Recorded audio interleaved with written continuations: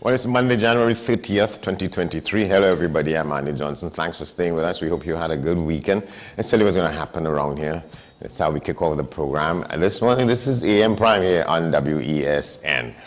So we're talking this morning. We have a lot to share with you this morning, speaking with some concerned farmers about the way forward as they navigate, well, a series of what we call uncertainties. We also talk with today's Motivational Monday guest, founder and executive director of an organization called Y Farm. That's Mr. Alpha Senon. And we'll talk with Crystal Bascom about reforming the next generation through music. And as we come to the close of the program, when we get there, we'll show you why another carnival conversation. We will have one of those. And this time with music industry analyst and event producer Nigel Campbell. There's more on that, so stay with us. Let's just tell you give you a sense of what's on the front pages of the newspaper we promote here on a daily basis. That's the Newsday Trinidad and Tobago and the Newsday Tobago. The Newsday Trinidad and Tobago, well, what the headline is, 6 more people killed, and the murders continue. And the picture of one member of a family in grief, Jermaine Bernard, sister of Jervon Insu, was killed in Kunupi on Saturday night. She talks with reporters from Newsday. Let's just read the opening story of this story, which is the opening stanza, as I call them, the paragraphs on this story that is on page 3 now. With the 3 triple murders and 8 double murders for the month so far, taking the total to 59. The father of 2 men killed, and one of them says there is hope, no hope for the country. That's how the story begins, and there are pictures of people in grief and skeleton remains found in a burnt-out car in Claxton Bay. That's taking up the front page of the Trinidad and Tobago Newsday. In the Tobago Newsday now, the story is a $2 million bailout for 5 hotels. The tourism agency there handles electricity bills from some of those during the pandemic. Other stories featured on the front page here: a Calypsonian to pay for defaming the Tuco boss, and the finance minister welcomes the CSO stats, which he says are showing growth, and somebody directs how the THA communications with the public should work, as Ms. Sparks. So those things and more on the program this morning. We ask you to stay with us. We'll be back in a moment.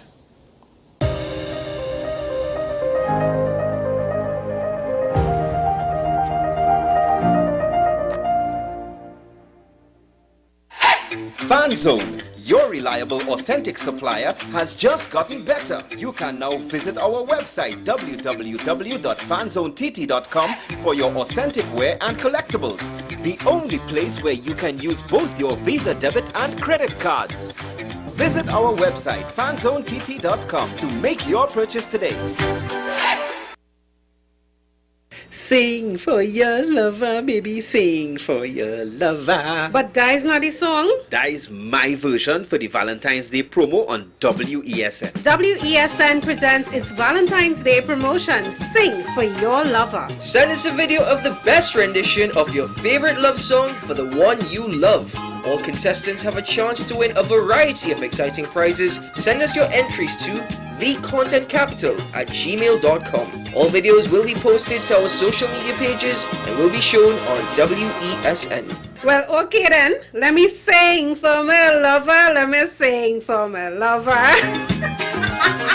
My lover.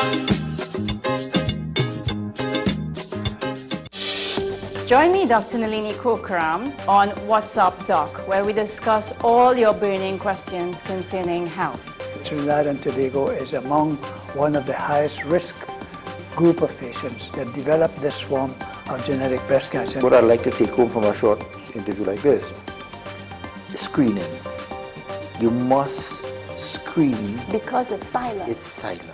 Yeah. And because it's silent, you don't know it's there. What's Up Doc, every Tuesday and Thursday on WESN, Content Capital.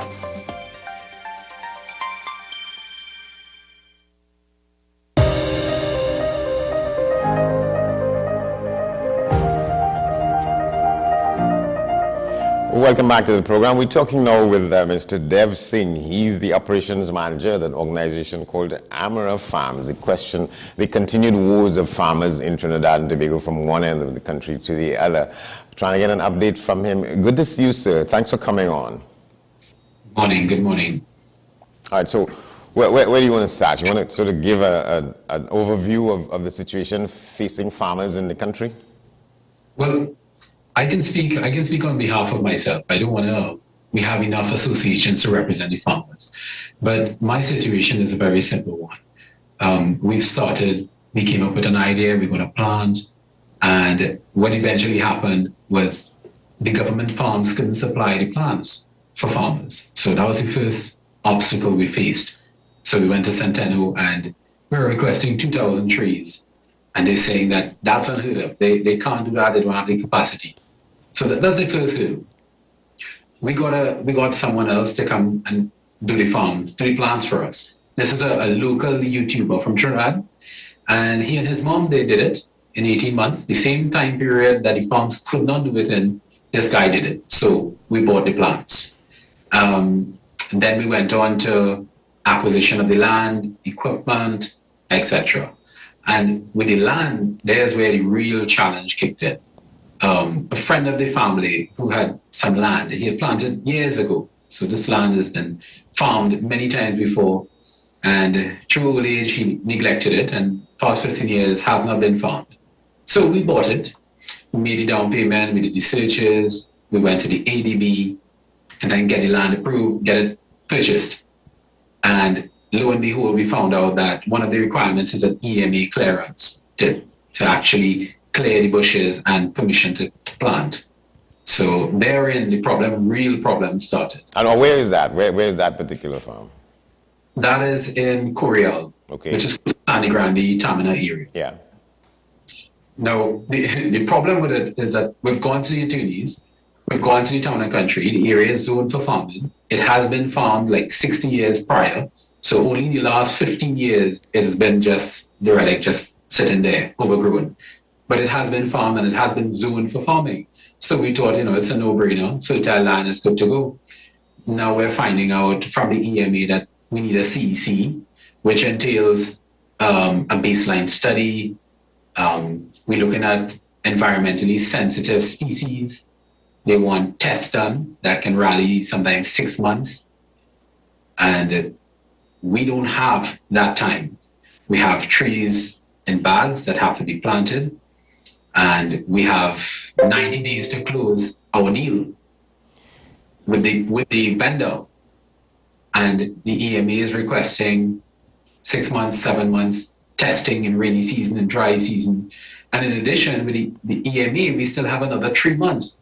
So we're looking at almost 12 months away when our plants need to be planted within the next 4 or 5 months. You said something about environmentally sensitive something. I didn't quite get what you were saying there. All right. Apparently last year, monkeys were put on the environmentally sensitive species list. So because that area is known to have monkeys, that's the issue. They're saying that they need to do a study to see if it have monkeys, yes, and then they'll come up with a plan to then decide how we progress from there. And the thing is, now there's a forest reserve about a mile away, a large forest reserve. So the process has been very, very frustrating. Take, for instance, the EMA is not forthcoming with information. It's something that I wasn't aware of, and I've spoken to a number of farmers, and we're all faced with the same challenges. I mean, you buy land, you can't utilize, even though it's zoned, so a government entity, a state entity has said, this land is only for farming. And now another state entity is saying, before you can touch it, you need to do a study that can run you 6-7 months. Can I ask you how long you've been in this sector, or this subsector, you might want to call it? Sorry, can you repeat that? How long have you been in this kind of business? I'm new to it. I've always been around farmers throughout. But in terms of actually taking the venture into going into farming myself on a commercial scale, this is the first time that I've actually gone into it. But based on what you know, based on your experience, this is sort of a unique kind of situation. It is the first that I have heard of anybody going through something like this. Only since my story has been shared on social media, now a lot of people are coming forward and saying, we've been in similar situations, we are in similar situations. A lot of people have just given up and just left it. So it is a frustrating situation. And you say this is one of the things, I think one of the critical variables here, you're saying that this land that has been under cultivation at periods, over periods of time. Yeah, that is a big factor here. I mean, it's land that has been farmed for decades. So, I mean, it's not to say it's virgin land that we're going into. Because, I mean, what separates this from, let's say, a currently 2-acre parcel that the government is giving out now? I mean, that land has been sitting the same period of time as this one. So where's the difference? And does anybody come to see it in order to make an assessment before they impose, these kinds of commitments on you, or from what you're hearing from some of your colleagues in this sector? Well, I mean, I've heard of the CEC. Now, if you go on the website, we've all seen the forms, we're aware of it. But in terms of this level of testing being required for something not as invasive, we're not drilling for oil and gas, we're not going in the sea, we're not in the mangroves. It's a matter of cutting down bushes that has grown over 15 years. So, I mean, and we're going to replace bushes with trees. So, I mean, I did not expect this level of intensity in terms of detail and forms and bringing in consultants. I did not expect this level of time frame and cost to come on board for a simple thing like this. You think about cost, so it's not what you expected, and probably costs sort of blindsiding your operations. Well, the cost is a factor, but I think at this point in time is a real factor here, because we had a lead time of 18 months on plans.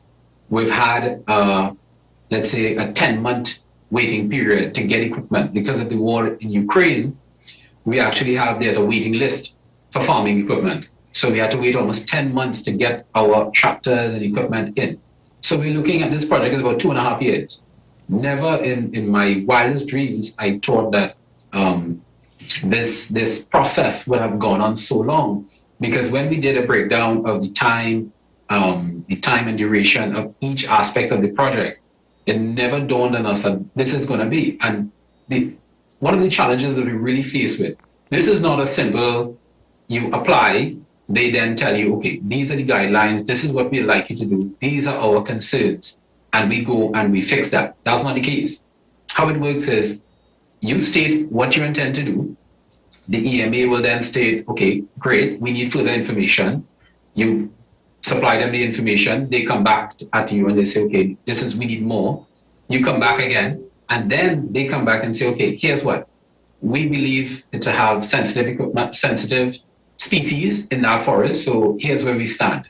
You need to supply us with a methodology of how you think that we can get the information that we want from you.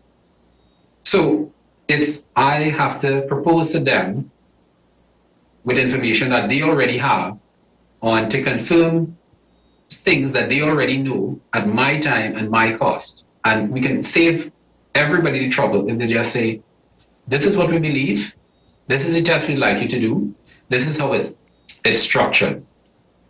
And come in and let's meet and let's have a one-on-one and chat on that. Instead of I'm proposing tests to them that they already know how to do and how it should be done. It's like, take for instance, I'm going to buy a car. Now, mind you, this is all on land that I don't own yet. We're now applying to purchase. So it's like you want to buy a car. Before you can buy the car, they're saying to you, change your tires, upgrade the engine, paint it over, do over upholstery. And then we'll tell you if we think we're going to permit you to buy this car. And that's a challenge. So what you're presenting here is a case of really, this is a classic case of red tape, unnecessary red tape. Yeah, I mean, someone commented on my page and they said it's first world bureaucracy with a third world mentality. And I mean, that sums it up entirely where we are. We have very, very good systems. I believe that the EMA has their place. Everybody has their place so far. But I mean, this is simple things that a little communication could have solved, and maybe a little more marketing to educate the population of what is required. Because if you're going to purchase land, go to your attorneys, do a search. Go to the Town and Country Division, find out if it's zoned for your intent. And then you go to your finance department. So that's it. Now we're finding out, well, no, there's another factor, which is the EMA factor. And that can prolong the system 2-3 years. But, I mean, if your sales purchase agreement is for 90 days, you don't have 2 years, you don't have 9 months. So that's the real challenge. And in the meantime, like in my case, I have plans sitting on the ground that we need to get in the dirt by June, July. And if we don't, now if we go through the EMA normal process, we're thinking next year, at that time, we're dead. We're dead in the water. There's no way out. So this agency is operating like as an effective hindrance to this kind of development. And you're saying that you put your story out there and people are responding to you saying, well, they are experiencing similar kinds of frustrations. Yeah, I mean, I'm actually surprised because I have ecologists that are reaching out to me and saying, we can help you. I have, since this has happened and it's reached out and spread on social media and the newspaper, the EMA has actually reached out to come in and have some dialogue and try to expedite the entire process. That has been good. The Minister of Agriculture gave me a call as well, and they apologize for what's happening. I mean, we're not asking for special favors, not asking to be exempt from the laws, but I mean, what we're asking is some simple consideration, because the country is going in a direction where we need farmers. We are seeing it every day in the food prices, and I mean, when a farmer comes in and starts a program and you're hindered every step of the way, I mean, okay, take for instance, I speak to farmers all over because I've grown up amongst farmers, and we have two things. One major problem is rebates. The government does not give rebates. They give it 5 years later. So when you buy a piece of machinery, you have to wait for a long period of time until you get back the rebate. I purchased my equipment directly, took a private loan, and I bought tractors and whatever. I didn't even apply for the government. I don't even have a farmer's badge because it doesn't make sense. It frustrates the whole process. So that's one. And the second one, and this is the largest, we have what we call in Trinidad a teeth tax. A teeth tax is exactly as the name says. If we consider pretty lastly, it frustrates farmers. They can't sleep. You toil, you gamble, you do everything you can on your crops, and then it's stolen. So how farmers cope with this is we consider it a tax. That's something that you have to pay regardless of what, except you don't pay, they come and they take it. So we call it a teeth tax, and it's 30% of your crop. So we're looking at 10% in failures and 30% in teeth tax. That is a real challenge. I mean, to me, those two are one of the top problems that we face as farmers.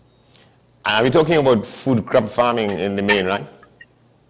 Yeah, we're talking about food. So my program is a simple one. We're doing fruit trees, but regardless of what you plant, as long as there's a high price, you're going to have to pay your teeth tax.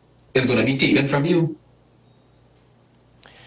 And is there you're seeing not any way around this thing? Because on the one hand, the authorities are encouraging people, more of us, to get involved in agriculture, for, food crop farming particularly. We have these big expos, in the savannah. We're trying to make common cause with the people in Guyana. But these things appear to be sort of really turn-offs to people's enthusiasm. Well, I mean, the government has the right direction with that agro, that expo that they had in Port of Spain on the Savannah. In the Savannah, yes. Yeah, that has been excellent. I mean, that kind of, it was the last driving force, because when we started the whole idea 2.5 years ago, we had some marketing, we had some level of idea of where we were going to sell produce. At that expo, basically, we've made contacts and we have commitments to buy every single thing that we can produce. So that has been good. And in terms, I think the Minister of Agriculture not too long ago said they were doubling the manpower on the Predial Arson squad, which is good as well. So, I mean, we're seeing some level of improvement, but in my opinion, there are very little things that can be done that have huge impact. And I mean, to me, those things is restructuring of the whole system.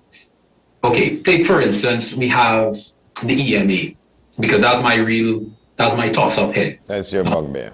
Yeah, I mean, I'm a farmer, I'm a potential farmer. And the forms and the application process is not really structured to the end user. Because, okay, what is a baseline study? If you don't know, if you're not, I at first didn't know. I had to actually hire somebody to go through all the jargon and all the ecology stuff to do it for us, because I simply could not do it. And to me, if you have a process where the end user can't use it, then we have a big problem. We need a systematic change. Yeah, and in the meantime, other people are sort of on your back, on your neck for this deal to be closed effectively. Yeah, I mean, okay, one ecologist would speak to another, and they know the job. They know everything there. It's easy for them. But for a farmer, we're experts in planting. That's our thing. We know the rain, we know the weather, we know the soil, we know chemicals. But now it has grown so much because diseases are evolving. So now every month or every 2-3 months, we have to buy new chemicals. We have to keep ahead. We have to be researching new diseases, new cures. Now, when we go to the bank, they want financial experts. So now we have to be financial experts to liaise with them. And now we have to be ecologists. So, I mean, the amount of caps that we have to wear to survive, I mean, it's not like the country is really forthcoming with support and information.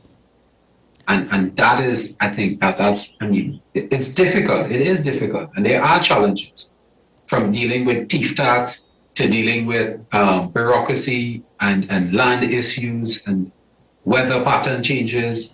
It is very, very, very challenging. So what do you see coming out of the fact that the Minister of Agriculture has made contact with you? Is there any sign of relief coming there? I mean, I'm very, very thankful that he did. It means a lot that he reached out personally and called. I did express some of the concerns that we have had in terms of restructuring the system. So I hope that, something comes out of that. I really hope that at least they relook. If nothing else, they reconsider. Because it would be a total waste if my story just goes down in vain and everybody else suffers the same way. I really would like to see a restructure in the system. I mean, it's simple things in terms of educating people. All right. So, All right, so we're going to have to leave it there. Thank you very much, Mr. Singh, Mr. Dev Singh, Operations Manager of Amra Farms. We will take a break, and when we come back, we stay with the issue of agriculture and farming in the country. We'll be talking with Mr. Alpha Senan, founder and executive director of an organization called Y Farm. This is AM Prime here on WESN.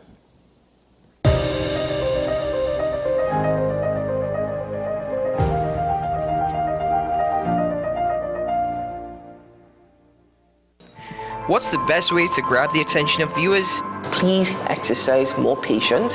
You have to be kidding me. Doing what we do best. I'll say at the very least it's a conspiracy of laziness against the people. Join me, Keaton Shaw. And me, Sean Michael Small, for Talking Point. Weekdays from 8 a.m. to 9:30 a.m. We go in-depth on the trending issues and engage the most controversial newsmakers as we get them to account to the people for their actions. You can't go to the government with nothing. You can't go to cabinet with an empty hand, with a wish. I'm glad that we're having this a sober, mature discussion. In the present situation, I expect a continuation of the chaos. Join us for the discussion, Mondays to Fridays, only on WESN, the content capital. With society plagued by a host of issues, with debates surrounding our urgent concerns falling short, with questions of our future not always being answered, the conversation continues. Join me, Kemuel Pascal, as the voice of the youth comes to life. We will confront the controversial topics of today's world to gain answers that are key for a better tomorrow. One and One with me, Kemuel Pascal. Wednesdays at 10 a.m. Only on WESN, Content Capital.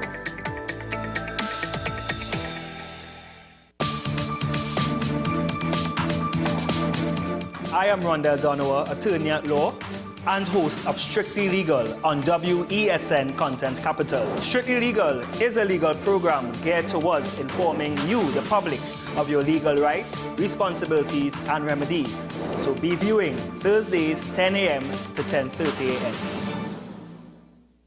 a.m. Join me, Sule A. Joseph, as I delve into the day-to-day psychological issues plaguing our society. We will discuss behaviors that encompass the biological influences, social pressures, and environmental factors that affect how you think, act, and feel. Sight, Thursdays at 11:30 a.m. only on WESN, Content Capital. Take some time for yourself or spend some time with the family at Sandy Point Village Hotel.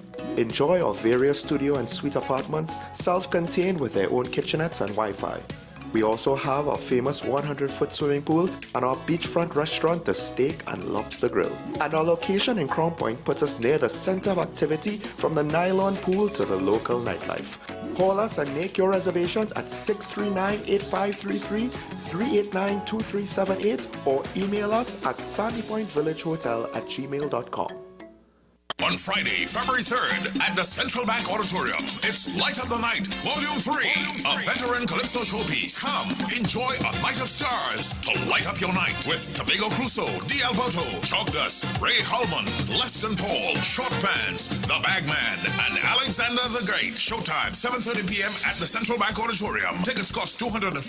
Get your tickets now at Crosby St. James. Mesa Limited at 628-5092 or 628-5094. And at the Central Bank box office on February 2nd only. Call for reservations at 621-2288, extension 6345. Don't miss this veteran Calypso showpiece, Light Up the Night, Volume 3, Friday, February 3rd.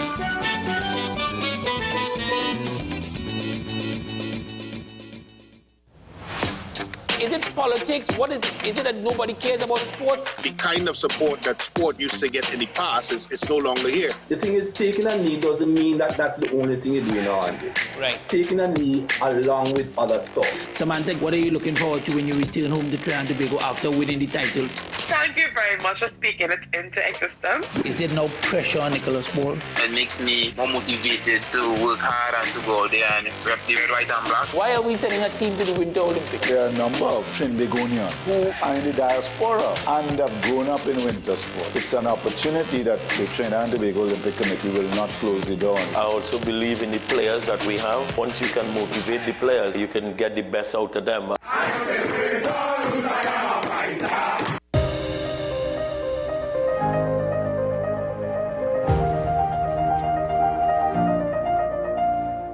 Welcome back to the program. This is our Motivational Monday segment, and we're staying with the farming and agriculture industry. We're talking now with Mr. Alpha Senan. He's the founder and executive director of an organization called Y Farm. Good to see you, sir. Yeah, good morning, Trinidad and Tobago. Pleasure to be here. Well, let me just ask you, what's happening in Siparia, in our neck of the woods? Well, right now in Siparia, I would say one of the things that is happening right now, not related to farming, but related to Panorama. You know, the Siparia Deltones is making big waves right now, performing the meeting place with Marshall Montano, and we're really stirring up a nice energy in the community right now, having support from the entire community going into Panorama semifinals. So that is what is happening in Siparia right now regarding culture. Yes, very good. Regarding agriculture, yes. You know, we continue to grow, we continue to motivate the young people in the community, get their produce on the shelves of Massey stores. There's a nice Massey stores in Siparia, and they partner up with us to get the farms and the young people well prepared and trained and everything in order to get good produce on the shelves to feed the people of Superior. Exactly, good stuff, exciting. So let me ask you, why is the Y? Why farm? What does Y mean? Well, the Y stands for We Help Youth. Okay. So the acronym is We Help Youth Farm. But of course, the why also plays a significant role in young people understanding why they should farm. For many years we are focused on how, and I believe that one of the missing ingredients to getting these young people energized, getting them excited, inspired, is for they to understand why. As I always say, you give a man a fish, you feed him for a day. Right? You teach a man how to fish, you feed him for a lifetime. Yeah. But when you teach that man or woman why to fish, I think you feed them for generations and generations, and they would pass on that why as well to their family, to their community, and that why would become something almost as a constant as to, we wouldn't even need to be having the conversation about if young people are interested in agriculture, because we passed on our why, which is most powerful. And as one of my online mentors says, Simon Sinek, always start with why. That gives you the purpose, that gives you the energy to really carry on. So that's central to what you do and how you do it and why you do it. Absolutely. How did you first get involved in this business? I think, growing up on a farm as a child, typical rural community, and, the activities or the chores is agriculture. My father is an agriculture man, but he worked in oil and gas. So the agriculture wasn't per se a business, but it was a lifestyle, right? He worked in petroleum all his years and whatnot, but his passion was the soil and the grass, right? But he worked in the oil and gas, So really and truly, having that background, was instrumental for me getting here today, right? But went on to UE. At that time, nobody telling you why, right? At that time, nobody telling you why this is important. Nobody telling you that this could be a business and a profession. So went on to UE, started to do maths and physics, came out of that, then do in IT, and that wasn't my cup of tea. And I didn't intend to try agribusiness. And I was like, agribusiness, all that time the woods are buzzing, but I started it, and all my practical, I would say, knowledge as a child on the farm and growing up in agriculture came into being into the theoretical stuff in the class. And that was just me right there. I went on, first class honors, I graduated, the valedictorian, and got scholarships and whatnot. And I started to realize that a lot of people don't understand the importance of farming. They don't understand the importance of food security, and they don't understand the role that we as people have to play in achieving this.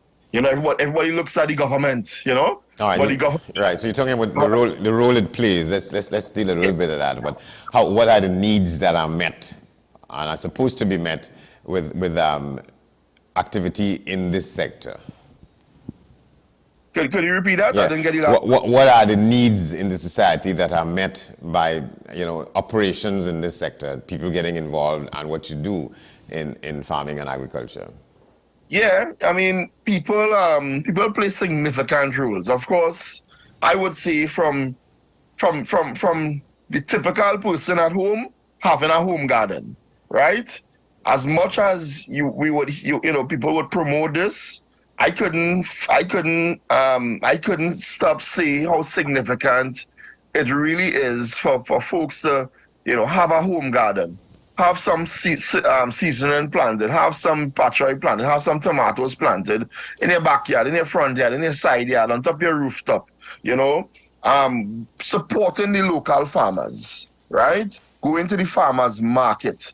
I know people might say, the price and whatnot, and it's expensive right now. But I think that has to do as well with the role that we have to play as well in terms of growing something, because it's all about supply and demand, right? So when there's a shortage, you'll find the prices going up. You know, when there's enough on the market, the prices are stable, right? People not wasting food. Coming up with programs that we could distribute food. I always say there's enough food in this world for our need, but not for our greed.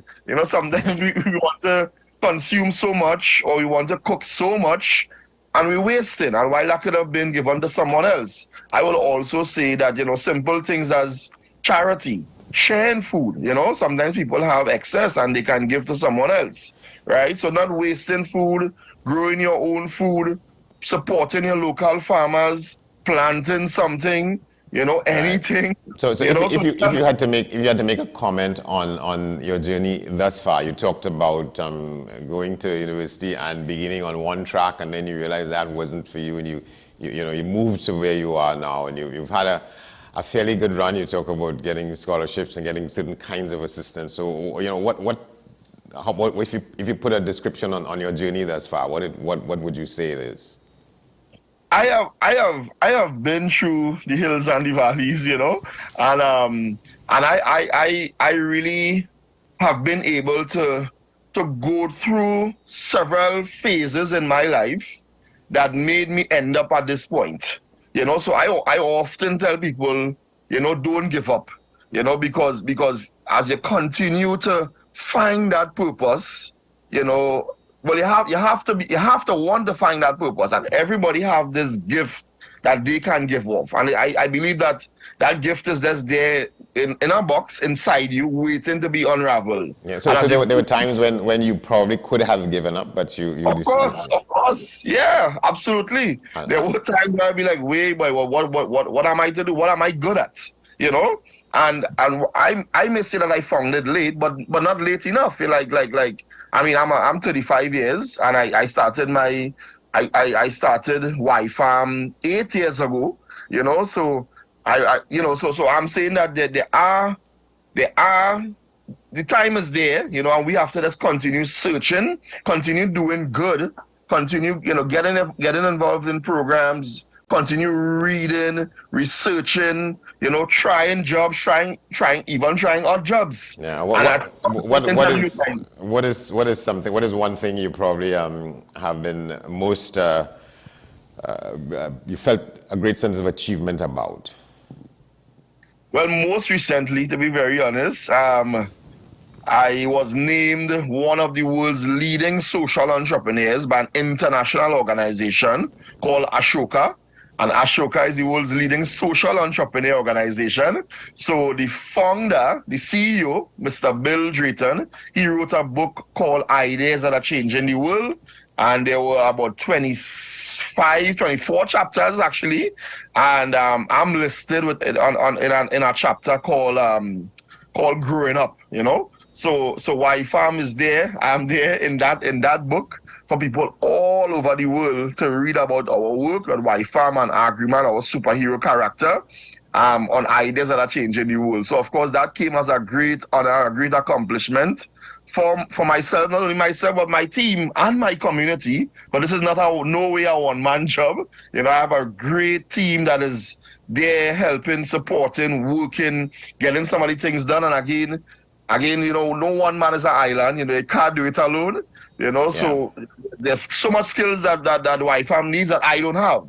So while I started the idea, but there's people now to come and help make it a reality. All right. So is there something that you're working on now that you won't mind sharing? Yeah, absolutely. We have developed comic books using our superhero character, Agriman, and Photosynthesis sister, that's the female character. And right now we are working on getting Agriman animated. So we are now working on a cartoon, not a series as yet, but a trailer. That we can then show off to the world when I travel, or any of my team members travel, we could show that in a presentation and continue to raise more funds to develop an entire Agriman, the amazing adventures of Agriman, cartoon series, and we're going to take the world by storm with this one. Trust me. All right. In 30 seconds, could you? I mean, you've been talking a lot about inspirationally, motivationally, but if you asked in 30 seconds to say to somebody what advice you would give to others who want to get involved in pursuing this as a career.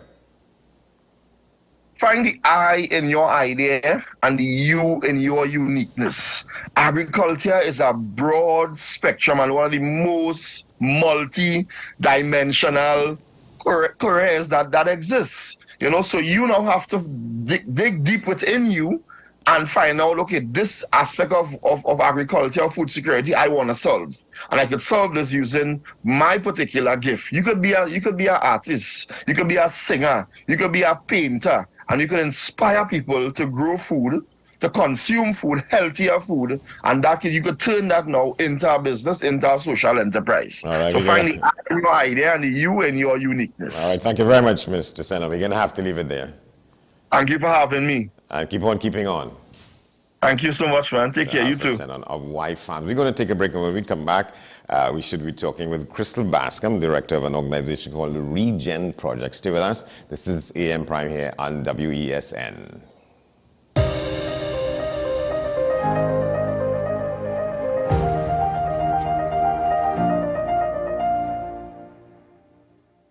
The best for your baby is at thebesttoys.com.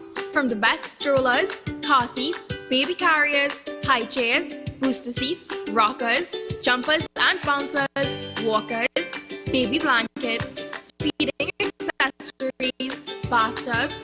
Visit us in store at Forces Flagship McLean. Shop online now at thebesttoys.com. Order via call or WhatsApp at 332-BABY. And remember, we have the best toys at the best prices. The issue, the continued rise in the price of flour and its impact on the cost of living in Trinidad and Tobago. How should we go about it? I want to ask you, what has been revealed to you about the state of vulnerability in the country because of this exercise and because of what we're going through? Is the government losing the war on the vaccine front? The discussion should revolve around the common good for the greatest number of people in Trinidad and Tobago. How do we inculcate a sense of respect and regard for people who may not be of your own political ilk or persuasion? The communities are now being used by political opportunists. So when the tables are turned, it's the same way. Okay, this has been 10 questions. I'm Andy Johnson, and we'll see you next time. Every word, every line, every paragraph depicts a real moment in someone's life. A father, a sister, a mother, a brother. We at Newsday are dedicated to you, the people, and through independent, unwavering journalism, strive to always bring your stories to life. Because your stories are more than just words. Newsday, independent and credible. Sing for your lover, baby, sing for your lover. But that is not the song. That is my version for the Valentine's Day promo on WESN. WESN presents its Valentine's Day promotion, Sing for Your Lover. Send us a video of the best rendition of your favorite love song for the one you love. All contestants have a chance to win a variety of exciting prizes. Send us your entries to thecontentcapital@gmail.com. All videos will be posted to our social media pages and will be shown on WESN.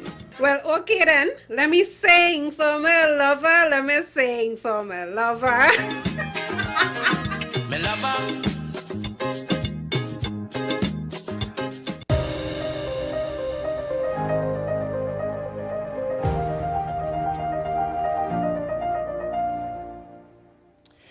All right, welcome back to the program. Well, this guest with us now, she joins us to talk about a great initiative that's impacting young people in the country through music, and that's Ms. Crystal Bascom, and she's with us. Good morning, good to have you. Good morning, Andy. A pleasure to be here. All right, and the program is called the Regen Project. Let's talk about it. Yes, the Regen Project. Regen is short for Reform Generation.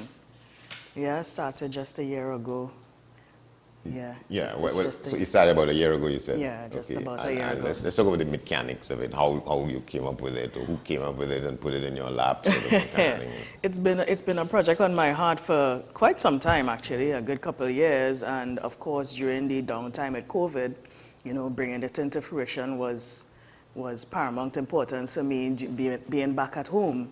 I'm traveling a lot with work, and being back at home, sparked that, to make sure that it's done when I'm here. Right. So the idea was around in your mind, or who Absolutely, before COVID, over right? 10 years, way before Right. COVID. But it so happened that from what I'm gathering, you're saying is that when you were thinking you were launching it, so COVID came into the mix. Yes. And so you had to wait.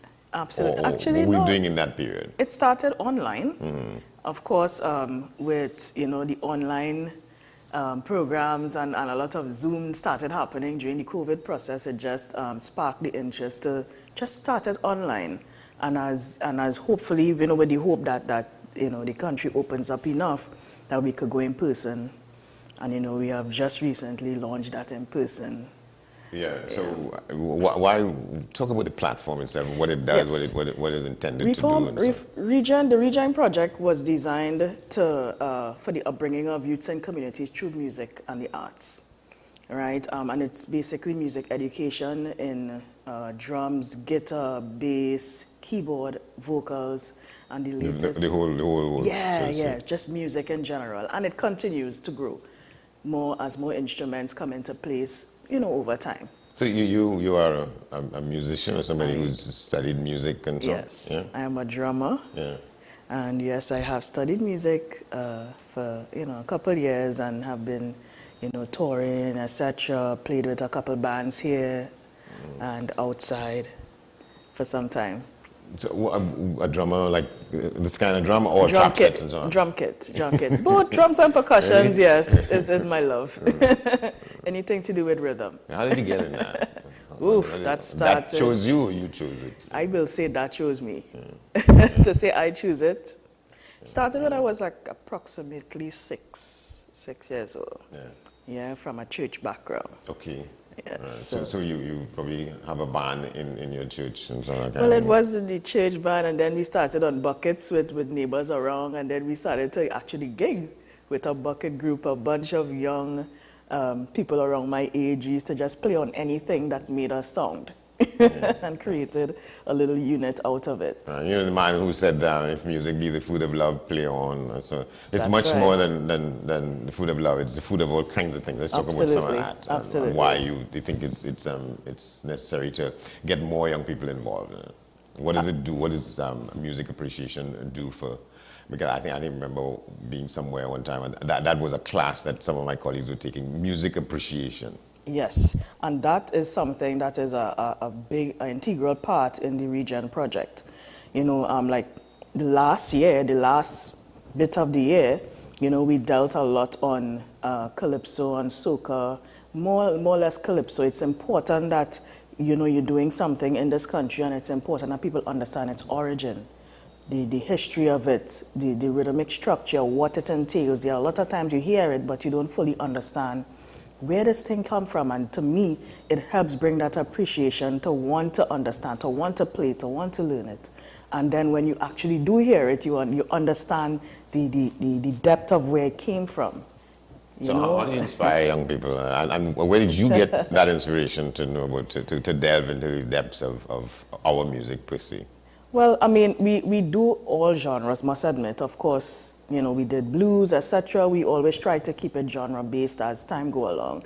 But for me, it stemmed from my background in, going to school outside and seeing, how they structured their stuff in terms of us learning different genres of music and making sure that it's implemented in such a way that, that you now have a big opener, and I wanted to bring that back here as well. Of course, as well, working outside and having to play and with all different genres. Sometimes you're just playing, but you don't fully understand the depth of each of the genre that exists. And for me, it was important that we don't just learn music, we understand fully the history of where each of these genres come from. You know, because I saw that as a big plus when I went in depth and understand it as well. And it's also a learning process for me as well, yeah? Yeah, so, because we can study different civilizations at different times through their music. That's right. A lot of, in my case, a lot of, let's say, Black American history. You learn from some of the jazz greats and the blues people, and because in a lot of cases, music is your life. In terms of it tells the story of your life. Yes, and for me, I also saw the direction in which music today is going, especially within the young folks. We know these are some movement, and big up to all of them that is doing their stuff, but there is a sense of negativity that sometimes follows it, and I wanted to channel that properly. Sometimes you don't even understand that origin as well, and it's important to know the history of why that music came about, etc. And you know, yes, it stemmed from dancehall, but do you understand where dancehall came from, reggae came from? To me, it's important. It's not just learning how to play a guitar, understanding the depths of what you're doing. Well, I was in a conversation with folks in the newsroom the other day, and Friday, and somebody was talking about something called Trinidad. Yes, that's a kind of music. Big movement here. What is? Talk about are there roots to that, and how did that emerge? I don't want to say what I don't fully know, but what I understand, it's a movement that is very much Trinidad-based dancehall music. All right, and I'm applauding the drive that they have, because it's a growing thing that they have here. If it can only be positively channeled a little more. You know, it has a bit of a negative connotation attached to it that could be positive. Yeah. It has the ears and the eyes and of a lot of young people today. Yeah, well, I'm trying to look at what I would consider the sort of the Jamaican equivalent to that. I'm trying to recall some of the guys who created this other kind of It's a different type of rhythm, in my opinion, from listening, you know, and it's not the hardcore dancehall that we know back in the 90s, etc. Yeah. But it's good. It's good for what it is. And I will always say, you know, big up to the people that push that movement. It will be really nice if they can push it in a way more positive manner in terms of the lyrical content going out there to the public, you know? What about Calypso? And to what extent you look at people like Aaron Duncan and others, youngsters who are singing Calypso as opposed to soca and all that features in there? For me, I will always look at Calypso as the mother of a lot of the genres that we have in the Caribbean today. Yeah. You know, and to see a younger person gravitate towards that, I will always say, we have conversations about this all the time, that we don't let that die. We don't kill the mother of all genres, you know what I mean? Let it be a platform and let it be that staple that could then be branches, you know, of that root that was planted, but don't kill the root, because you could kill the rest of the tree. You think people like Boyce and Chuck and so on, they came out as youngsters singing Calypso as opposed to soca and the kind of stuff that you put your hand in the air kind of thing. Exactly. There are a lot of artists today that we see in the soca fraternity that actually started in the Calypso. We have people like Nadia Butts and Destra, Patrice, and the list could go on. And we see where, you know, that root that they were a part of, and then there were trees, and I will always make mention to that. Soca being a part of the root of Calypso. And we have to try our best, and I will always say, I will make sure that under the Region Project, that all students understand that root. Understand that root. Here's a trick question. It's a fabulous discussion. In your view, who created soca? Was it Shorty or Maestro? Oh, that's... I will, as far as I know, and I'm going with, and big up to the Blackman family, they are like my siblings. I played with them for years. I would always understand their conversation about the start of soca, and I will always make reference to the great, late Rashor T.I. Yeah. Yes? How important is music in your life? How important it is it should be in other people's lives? What are we missing when we don't have a proper appreciation of music? I think a lot of it stems from exactly what we said before, understanding the history, the background, even going way back in slavery, understanding what our forefathers, our ancestors had to go through, you know, and how music drive them to propel into whatever today is. I think it started, you know, with that, and it's important for people to know that a lot of the things that we do today, we don't pay attention to the historical side of it. And once you understand the root, then it will make sense to you as you go along to channel it properly, you know? In my case, I discovered it by living in North America and reading and listening to the blues music and reading the history of the blues music. That blues has such a powerful background in terms of our... slavery. Yes, for sure. And for some people, it was the same with Calypso, how it began, how it was... That's right, it was scorned upon by some people, and one stage led to the next. Yes. There are a lot of people who don't even know that blues was the start of what turned out to then be rock. Yes. You know? Precisely. Yes. Yeah. You know, and you know, we always think that, you know, rock has a certain imagery that actually is not the case. It started back in those days in plantations. Yeah, you know? Precisely. So, reforming generations of people through music, that is, I suppose that's your passion. Yes, it is. Again, it's music education that is not just learning to play. Yes, you will learn to play every instrument, but along with that comes with all the appreciation, as you rightfully say, as well as workshops and stuff that we have conducted before in the past. All right, so we got to go, but let's talk a little bit about, you know, about the question of getting people interested and people who may want to register. Yes. So we have our website, www.reformgeneration.com, reformgenerationproject.com, as well as our Facebook at ReformGen. We are on Instagram at the Regen Project, and you can call, of course, at 712-3885. Thank you very much. The Regen Project with Ms. Crystal Bascom. We're going to take a break. There's more on the other side of that. Stay with us. You're watching AM Prime on this Monday here on WESN.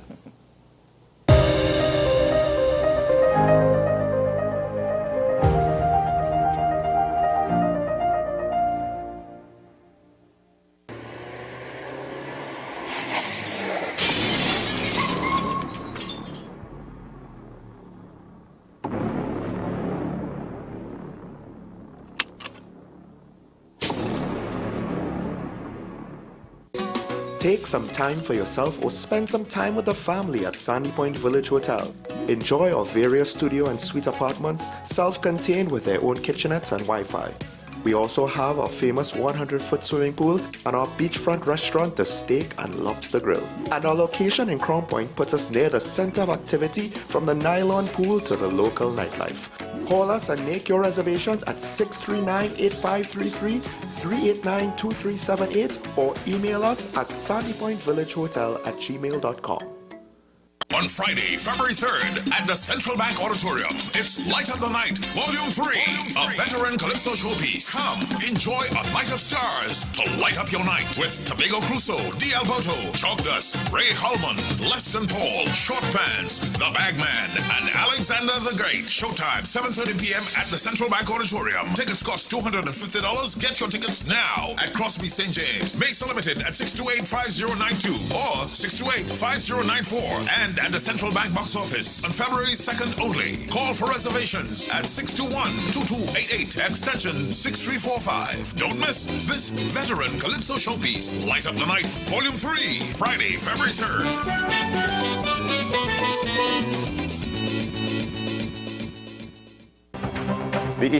The the continued rise in the price of flour and its impact on the cost of living in Trinidad and Tobago. How should we go about it? I want to ask you, what has been revealed to you about the state of vulnerability in the country because of this exercise and because of what we're going through? Is the government losing the war on the vaccine front? The discussion should revolve around the common good for the greatest number of people in Trinidad and Tobago. How do we inculcate a sense of respect and regard for people who may not be of your own political ilk or persuasion? The communities are now being used by political opportunists. So when the tables are turned, it's the same way. Okay, this has been 10 questions. I'm Andy Johnson, and we'll see you next time.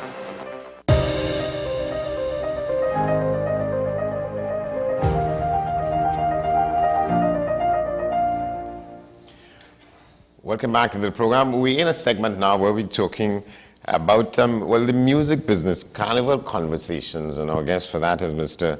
Nigel Campbell. He's a music industry analyst and event producer. Nigel, good to see you. Nigel? Hi, Andy. Morning. How are you? I'm fine. How are you? Very good, thanks. Well, before we get going with this morning's stuff, I want to tell you that on Saturday evening I was looking around an audience for you because so there was what's his name at the Little Carib Theatre, Mr. Joseph, and he delivered what I consider to be a master class about going through the sort of history of Carnival and the music that it produced, and he was talking about he did it like in segments such that they were like semesters. He was talking about different points of the music, what we went through, that kind of stuff. And I was looking around to see whether you were there because I was saying that somebody has to write this up. Well, I wasn't able to make it at that particular show. Yeah, all right. So so we're talking about this question about music and music appreciation and reforming music and so on. So what do you? The call is dropping slightly. Say that one more time, please. Yeah. So we're talking about the music industry, Carnival Conversations, yes. Navigating the world of events where there's music. Yes. Yeah. So let's talk about what the music is saying now, as far as you see it and things you will be commenting on. You're talking about Carnival music. One of the things that we're in right now, of course, is this post-pandemic era where the live music industry certainly is basically has to recalibrate. Ideally, it should be pivoting to the kind of new way of things, but like most things, we go with what we're comfortable with. So that, of course, live shows are all about mass audiences and that kind of stuff, but there's always the idea of having a kind of hybrid show, which would involve streaming and video, which adds a certain amount of production cost. But for the year, so far, based on a lot of anecdotal evidence and things, shows have been happening as we've been seeing. I mean, they had a massive show that same Saturday. CIT had their show. They've also had, in the lead up to Carnival, some cancellations, famously Soca Monarch, right? So there's a kind of tenuous business relationship in terms of how the industry is going to roll out this coming season. Things are happening slowly, but the kind of signals that we're getting is that the kind of evolution of the music industry isn't happening yet. We're content with what we have, and we're operating in that framework. But that also includes the kind of allied agencies that we have to work with to put on live shows. And I think one of the major talking points for the Carnival has been the kind of relationship between the security services and event promoters and trying to get that thing to work properly, because the systems seemingly aren't very transparent and they're very inefficient. And that has been problematic, and that has been actually cited as one of the reasons why some people have cancelled, because there's a kind of expense that's involved that is not codified in a way that you can know upfront, so you can manage your budget going into events. And that is a size problem that has been ongoing for quite some time. Right. Well, because we spoke with Paige DeLeon on the program a couple of days ago about it, and afterwards I was reflecting to what extent that is such the provision of security is such a cost item that it could make or break an event. The figures, as I said, these things aren't codified in any kind of specific way. So you can plan how much the cost of alcohol is going to be. You can plan how much you're going to pay for a band of performances. But you have to give the court and the system the amount of people you expect in your party and that kind of stuff. And then the police will, within their own self, figure out how many officers are supposed to come. And they don't give you that information, sometimes literally within 24 hours of the event. So that there's always this challenge that there's no negotiation space for having this event. And as a consequence, that is almost like a phantom expense, which seems very unfair. And it seems also very ad hoc. And from my perspective, it also seems slightly underhanded because there's also this notion that you have to pay in cash. So I'm not sure that these accounts are passed through the whole national security accounting system in a private way. They come, they do their job, but that expense is pretty high. It could go up to the 6 figures. It's pretty high for some of the larger events. Yeah, because that's one of the points she was making is that you have to pay this money in cash, so you can't have an account anywhere that. Yeah, it sounds a little kind of, as the young people say, it sounds kind of sketchy. Mm-hmm. It is. As I said, we have had a Theatre and Dancehall Act, which has kind of legislated how events are, which initially, as you probably are aware, started in the 30s, and it was about, you can't bad talk somebody in Calypso 10. But that act is still in train, and that is the act under which the security provisions are necessary. But you could, as I said, there are certain fees that are already advertised. The police fees are just not advertised, and that really has an impact on an event. And there have been some certain aspects of that, even that security, which is the overtime. You have a certain slotted amount of time to make a performance. And if you have one more song to sing, there's a certain amount of leeway to get that extra song. But if you don't, they can cut your show short.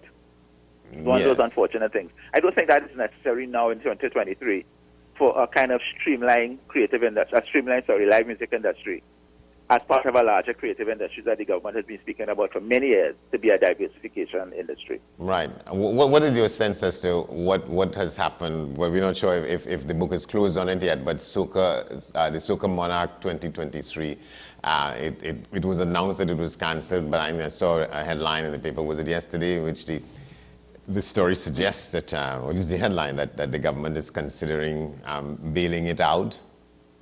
Mm. What I understand is that, and this has been going on for quite some time. It also happened with, I don't know if you remember, Chutney Soca Monarch in 2014. The government funds the prizes of some of these events, Soca Monarch certainly. And there's always this request, and I think we saw there was a $10 million request for Soca Monarch, and the government said $3 million, and that is as far as we'll go. But the problem has been between $10 million, if $10 million is the government's input, and they can't give you, and $7 million is missing, it kind of gives the impression that the whole event was almost subsidized, almost exclusively by the government. The show within the last couple of years has seen drastic drops in the audience numbers. 2011, the year of Marshall wanted advantage. I was at the stadium. It seemed as though the stadium was overflowing. I mean, literally, it had more people, I think, than the stadium was built for. But from that high, with that Marshall Super Blue, when they kind of competed a couple of years later when Super Blue and him tied, there's been a kind of decline in terms of the audience. And I suggest that Soca Monarch's popularity was not necessarily based on some kind of idea of a simple competition, but it was also a showcase of stars. And those stars, once the stars decided to pull out and have their own shows and focus on fets and that kind of stuff, the popularity of the event fell. I also said that William Monroe, who was the kind of founder of this event, he really had a kind of magnetism and knew how to put on a show. It just has declined, and financially it just doesn't make sense to have another Soca Monarch unless you can reformat the model that would include modern stars or probably add some elements that includes a kind of digital competition like what happens on, let's say, American Idol or something like that. Why do you think he pulled out of cultural entrepreneur entrepreneurship in the way how it used to be. I think why he pulled out? He got tired I'm of it. not sure. I don't have a firm answer for that, but everybody sees there's a certain time when you have to tell yourself, okay, that's enough. I can't fault him for that. Let's let the new blood take over. Yeah. How successful it has been, as far as I'm seeing from the observation I have made, it's really been a rapid decline. Yeah. So you think, it's dying a slow death, that particular occasion, that particular event? The brand is still very popular. People still talk about the brand, and of course, they reminisce on the heyday and that kind of stuff. There can be a reformation of that Soca Monarch brand and the whole business model for Soca Monarch, because I think the brand has a certain amount of cachet.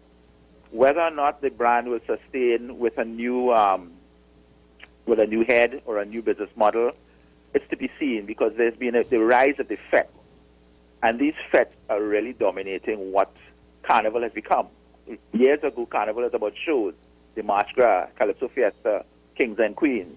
Nowadays, people come to the country because of fetes. Yeah. They come for fete, and then Carnival and the road for a number of bands is a fete, an all-inclusive fete. So the fete aesthetic, to quote a former director of culture, is now taking over the Carnival altogether. Yeah, because every year there's more fetes, and then more schools throwing fetes, Mm-hmm. The fete as a fundraiser, the model has worked, right? And there's been an innovation, as I said. CIT had their fete on Saturday, and to me, their innovation is how they present the stage. The stage itself is an attraction, and they also have top quality food. And fetes nowadays are easily costing $1,000. The all-inclusive fete, that is, easily costing $1,000 plus, well, and they're full houses. 1,000 is in the mid-range, because some of them, 1,200 and so on, and people are paying it. There's one fete I know is going to be $3,000. Carnival Sunday, go figure.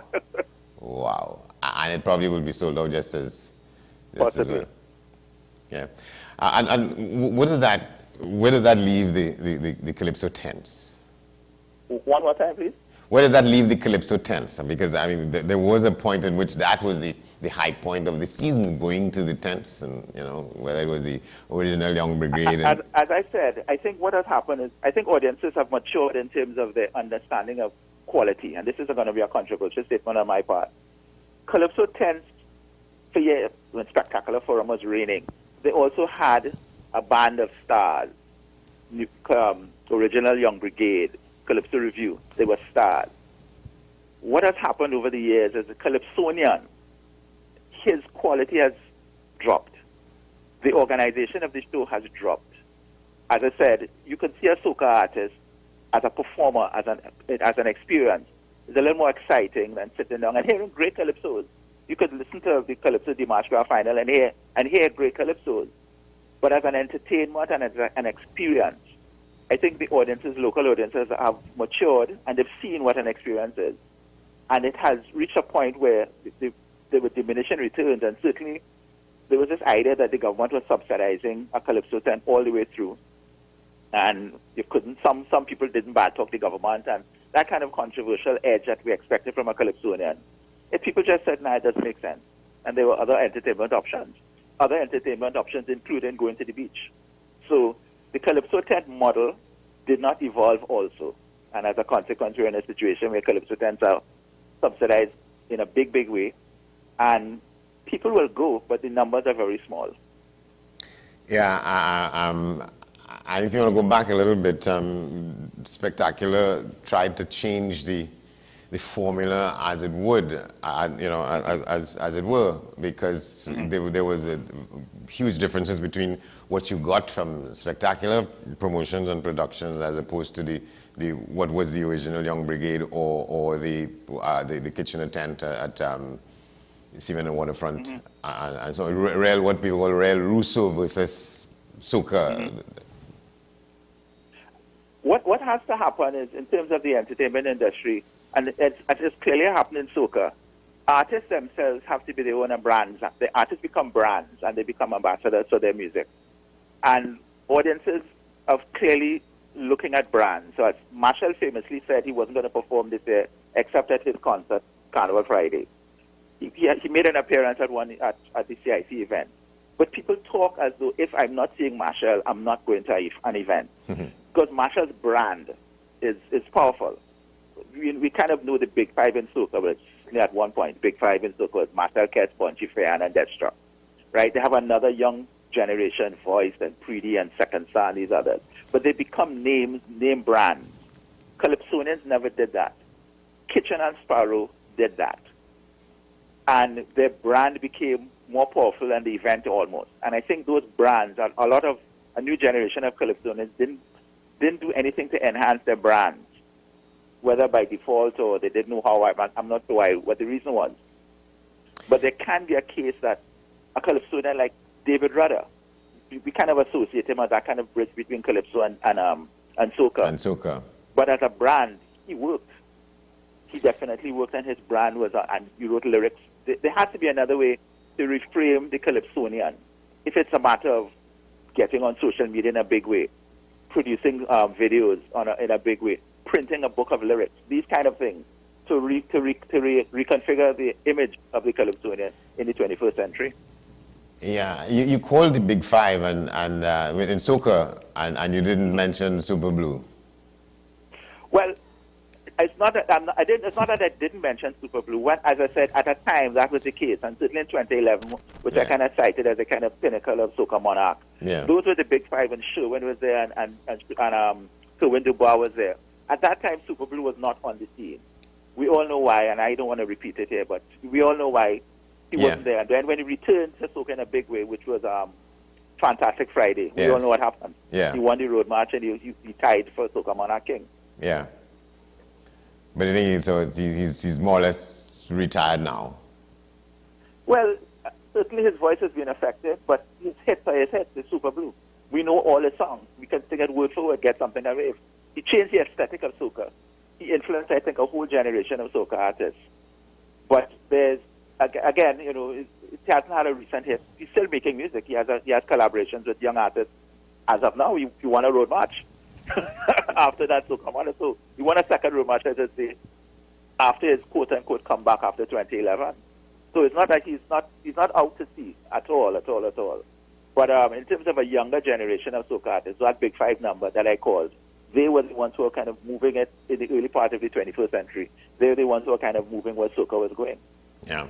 And what's there? What's left for people like us? I mean, What's left? Our age group. Yeah, well, I'm an eternal fan and an eternal optimist of our industry. So that I think that, as I said, there's this kind of newer generation, Voice and Preedy and Second Star and Nyla Blackman and others, who are kind of moving forward and changing the way that they perform because they're on social media, they're on YouTube and that kind of stuff, and they engage with their fans differently. They don't necessarily need to have a concert every week to get to their fans. I hold that anybody, as you say, our generation, we need to get with the technology. We need to be on social media. We need to watch. We need to be part and parcel of what is happening here. Because if we get left behind and pine away for the days of this Calypso 10, we will get left behind. And the whole industry will become irrelevant to us, and that ain't going to help anybody. Yeah. So you think, well, again, the Calypso 10 has to reform itself and get refashioned if it is to survive, because as you say, the introduction and sort of the envelopment of everything else by the FETs, that will just dominate. The FET, as I said, the FET aesthetic, I just love that phrase. That is dominant, right? And as I said, that business model didn't exist 25 years ago. They probably had one all-inclusive FET, UE FET or something like that. But because now everybody's jumped on the bandwagon, and they have grades of FET. They used to have the public FET. They kind of talk about the silos and that kind of stuff. But now we have the cooler FET, where you bring your own drinks, but there's a certain level of freeness that exists. The all-inclusive FET, there's a lot of commentators have been saying that it's a kind of poser event, where people come and they pose and they dress up and all that kind of stuff. Yeah. But as a part and parcel of the carnival industry, it works, and it helps drive the music. It helps drive the kind of nascent music industry that we have here, and it develops stars. I keep coming back to Voice as a young new star, Nyla Blackman. they're going to be the future of soca or the carnival music industry as it was. Marshall has admitted he kind of reached a point where he's not away from the industry, but he's not going to be in it as much as before. We spoke about Super Blue. So there has to be a kind of succession planning as it was. The FET is here to stay until some new innovation happens. Post-COVID-19, I was hoping that the innovation would have included some element of streaming or hybrid kind of thing, and certainly in terms of some of the shows, infamously Soca Monarch. Because Soca Monarch to me is a FET and a competition. Yes. But it didn't happen, but I guess things will happen sooner or later. This is a kind of wake-up call to see what happens. The economy, as we all know, is not perfect. Probably going to be going into a recession. The cost of living has gone up, so how we engage with the carnival experience may alter within the next couple of years. Yeah, but the cost of living on an ordinary basis is not reflected by the attendance at some of these $1,000+ events. Well, I wanted to go back to certainly when I was emerging, when I was growing up and so on. The big FET for Carnival was in a place called the Guardian Sports Club on Rice Road in Port of Spain. Yeah. We are worlds away from that kind of thing where we are now. Yeah, you know, the beauty of social media is you can go online and see some images of party flyers from way back in the day. Even back in the 70s, $20 for FET. What is now Radisson used to be Holiday Inn Car Park. Yes. The big band, all live music, $20. Right? The world has moved on from that point and then, but there is also a kind of sense of an experience, as I said. So the FET is an experience more than just a concert. And that experience, I think, is what drives the live music industry. And if you're not delivering on an experience and upon a kind of expectation of things that we see or things that we absorb wherever globally, you're going to kind of get left behind. So there has to be a necessary evolution from the point of view of the artist and certainly from the point of view of the promoter and producer of these concerts, FET shows, in terms of what the new Trinidad and Tobago audience and certainly the global audience is going to be. Carnival is an experience. We don't necessarily, if you do live abroad and you cannot come home, you can also be part of the carnival, I think. Right. You should be part of it. Yeah, you could follow it on the web and by all these different means. Correct. And with Web 3.0, the potential is even bigger. We haven't fully grasped Web 3.0 with virtual reality and that kind of stuff. There was an attempt, I think, in 2021 when we didn't have a carnival. A couple FETs had the kind of AI kind of options, and one of them had a virtual reality party. They were attempts. I don't necessarily think that we should cancel them out, but these things take baby steps. So we'll probably get there soon. All right. Thank you very much, my friend. Nigel Campbell, Thank you very music much, industry analyst and event producer. We will take a break, come back before we wrap it up here. Stay with us.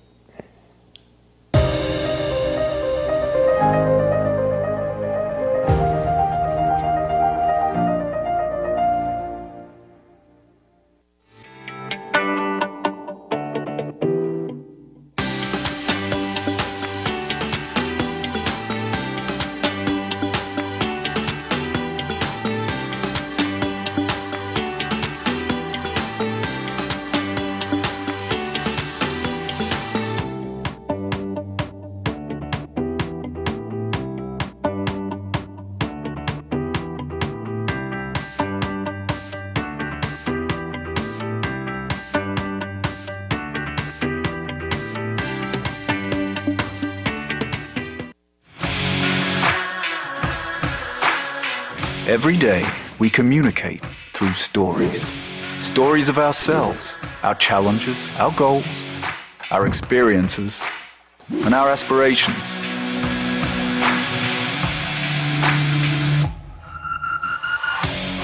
Storytelling is an art that we have mastered. WESN Film Studios comprises a collaborative team of experts with extensive industry experience locally, regionally, and internationally.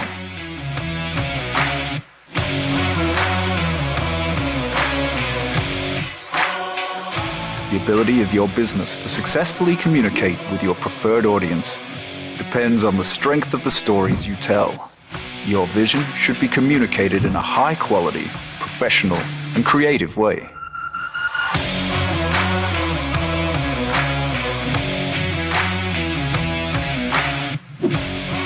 concept to post-production, advertising to film, multi-camera productions, live events, streaming, and virtual conferencing. We are WESN Film Studio. Let your own unique voice be heard and your vision realized. Call us today at 628-5835 for your next production.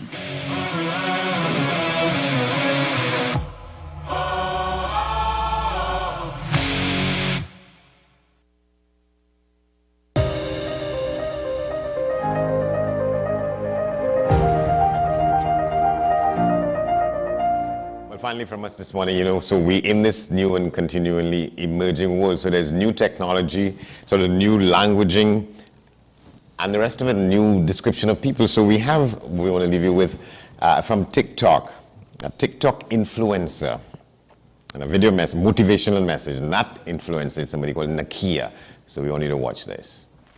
You are enough, and you are very much worth it. Never ever let the actions and the opinions of others make you feel like you aren't. Sometimes, most times, you are simply the perfect package at the wrong address. You are not appreciated where you are or where you used to be, because that is not where you are meant to be appreciated. You are meant and are worthy of the purest form of love. A form of love where there is no place for doubts, and it's a love right after God's own. And never let anybody put into your head that what they're offering you is the best that you could get. There is somebody there with the same kind of heart and beliefs in marriage and love and respect that you have. So please don't settle. Please don't think that, okay, this is what I have to accept because this is the best I could get. You are literal royalty. You hear me? You deserve to be with somebody who believes that you are and acts like you are. And that's the broadcast for this Monday morning. We thank you for watching. We thank all our guests, including this young lady, Nakia, a TikTok influencer. In half an hour, we have news at the top of the hour, followed by today's edition of Talking Point with Small and Shah. That's it for us here for now. I'm Andy Johnson. Thanks for watching. We'll see you tomorrow.